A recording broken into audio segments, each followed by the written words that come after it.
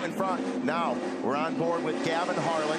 Harlan, very talented young driver here, not qualifying the way he's wanted to just yet this weekend as he puts some pressure on Potts. Goes to the inside. Is Potts going to let him go? He may be forced to go wide. Yes, he pushes him wide, side by side, off the Toyo Tires ramps for Potts and Harlan. Oh, someone has to give him. Potts almost lost control of that. Take a look at some replays, and Hines, he's aggressive this year. He's got so much confidence aboard that number 57. Says to Nolan, get out of the way. I want to win here today. Look at these guys. Look at Cole Potts in the 60. Hallmark Just.com truck kicks the rear end out. Just gets it together there. Harlan moves in front of him. Nolan, I want off this next ramp. I'm going to do what I got to do to make it happen.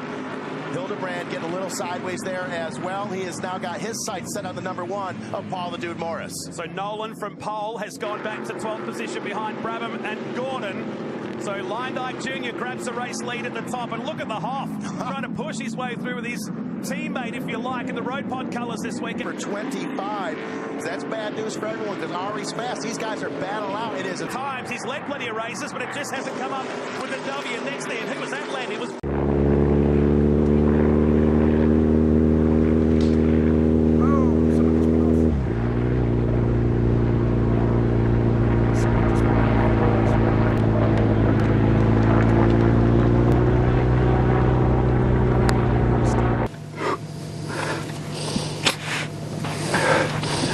On dit que dans la vie la roue tourne, mais là, elle a du mal à tourner dans le bon sens pour moi.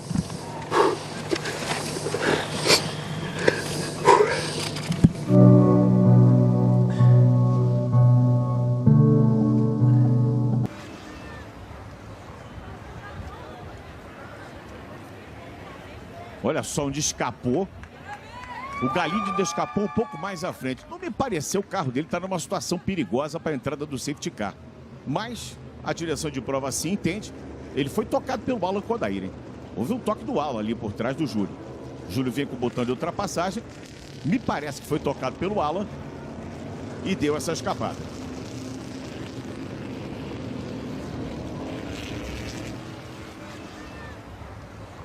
Davis houses. Look at the replay. Nick Percat there on Todd Kelly, and you see there instantly no brakes. He's gone to the inside to miss drilling the back of Todd Kelly. He's gone across the inside of the tyre bundle, backed his car into the rear of Lee Holdsworth, and it has opened the back of that BJR Commodore up, taking the rear windscreen out. I've never seen one of the new rear windscreens break like that. And I think this was a case of, well, I either hit Todd Kelly or I bail out of that and try and avoid and get lucky and avoid everyone. And Holdsworth copped the brunt of that in the right rear corner of the Preston Hire Commodore, as did Brad Jones Racing car. Incredible livery for this weekend. And gee, what started out as a really promising day for Brad Jones Racing ends terribly. And there's Nick. So he's pretty keen to get over to Lee and just let him know that it wasn't him trying. No brakes. Oh, yeah. There you go. So Nick, across the Rolex sign at the inside of turn 1, and he was speaking about braking. I think there was none of it going on there. That's either a brake failure or a stuck throttle. Nick did his absolute very best to get to the inside, but unfortunately tagged Lee Holdsworth, and that's taken the wind out of him. Good to see him out of the car, but you never like to see cars doing 250k an hour and having no stopping ability. That's a big impact. Huge initial... Oh, man, look at the damage to the back of the Brad Jones Racing Commodore. We're under safety car. Naturally, that car in a dangerous position, and Lee was nearly past. He nearly got that gap between the cars. But I would suggest a bit of suspension damage to Lee's car. I reckon that car will be back out, if not this afternoon, tomorrow. But I'd be surprised if we see Nick Percat's car out for the rest of the weekend. That would have done a lot of damage to the left rear and also right up to the parcel shelf for that Commodore. They had such a tough year last year, Preston Hire Racing. Charlie Schwerkold's team, a big crash for Lee Holdsworth at Hidden Valley. Destroyed a car, had to get a new one built, turned it round. They had replacement drivers in their cars.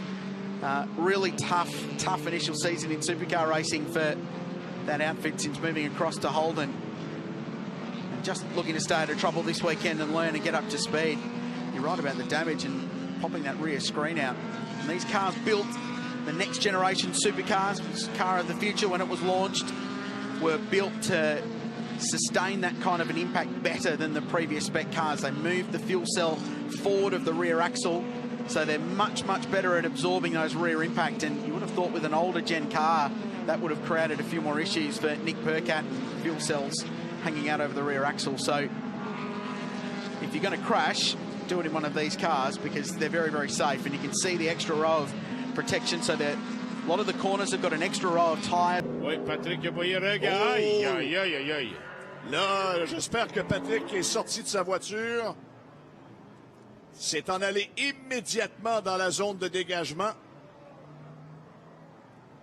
C'est ce que je crains le plus dans la compétition de sport motorisé. J'ai vécu des situations tout au cours de ma jeune carrière. Et le feu, c'est incontrôlable lorsque ça arrive. Ouais. Faut mentionner aussi que les pilotes sont serrés. This is G-House. Oh no, Ken Quinn has gone over this time in turn number 6. So he got him sideways last lap, and this time he's rolled over the 100 car. That's a nasty rollover. You can see him moving inside the car there. He's just holding onto his belts there at the moment. Ken would definitely be shaken up right now. He just caught the tail end of it, and the car. This is G-House. Already on lap number 1. Oh, Two trucks real sideways. Oh, and we've got a truck up and over, a big pirouette. That was a big wreck right now for the always evolving AE now number 75. And it's Jake Kostecki. He's not going nowhere in a hurry. He is hoping he is still going to be up and going, but he is on a 3-wheeler. Now I'm hoping that means Kostecki's saying, hey, you know what, I am okay. Crazy hard hits. You can see the cage there. Everything's intact. Everything's in good shape, except now he is down to a 3-wheeler. That was a wild ride right there for Kostecki. That's a lot of damage to this truck. I haven't seen a truck pull apart like that in a long, long time. And they're warned about this going side by side through here in the driver's briefing this morning. Two trucks get together in midair. Nothing you can do about it there. And look at the way. And the dude was lucky. He probably got a bit of damage to his truck too on the way through. But massive damage to truck 75, the always evolving entry that we'd see Eric Davison in contact. Wow. With Hines, perhaps. Midair. Real wild ride there. I have seen every lap of this series. I have yet to see a truck come apart like that, but it really doesn't matter what happened to the truck or how it happened. All that matters is that Jake Kostecki is in good shape, and he's giving thumbs up saying he's all right.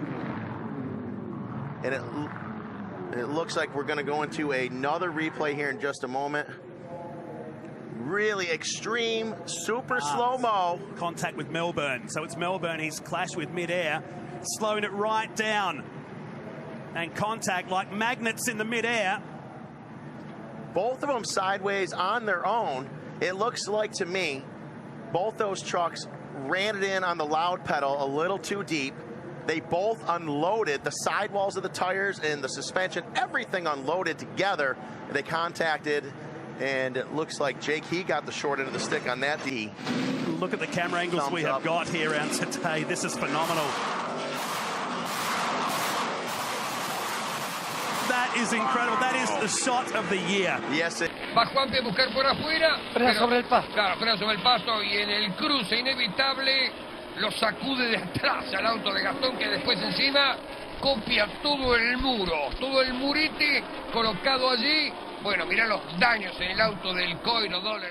De l'essor actuellement qui pourtant avait des temps rapides. Ça, c'est Patrick Boyer. Patrick Boyer qui Le feu est pris dans la voiture de Boyer. The question is how much damage. Zach Lascalpo has huge damage on his car. The rest of the field's raced on. In fact, he needs to pull that one over. There's a fire underneath that car. Up front, Cam Hill has taken the win on a dramatic last lap. Steve Owen is second. Jimmy Vernon's third. But half the field stuck halfway around the lap. Yes, and this car is definitely having an exciting finish. Well, that's keen to get back to take the finish. There's fire extinguishers right there on pit wall, Great. so they'll be there to help that car. In just a moment, Zach Lascalpo will bail out of it. He's made it across the line, and they need to get onto that quickly because that's starting to take a hold. A dramatic way to finish race 13.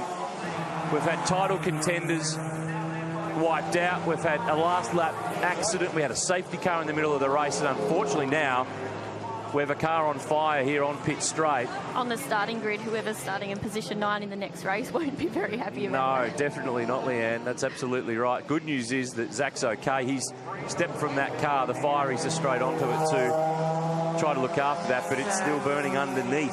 That doesn't look good, and I think sadly that might be the end of his weekend. It looks like. Yeah, it's going to be hard to salvage that one with a race to come in. I think about 4 hours' time, and then another race tomorrow morning. So plenty of drama here in Newcastle. Let's have a look again at what unfolded. Liam McAdam in the background. He got a tag from Zach Lascalpo, so that's where the damage came from Lascalpo that's ended up with his car catching on fire, and then the rest of these guys have nowhere to go. There's just no chance. It's a blind corner, and even if there's yellow flags out quickly, they're already there.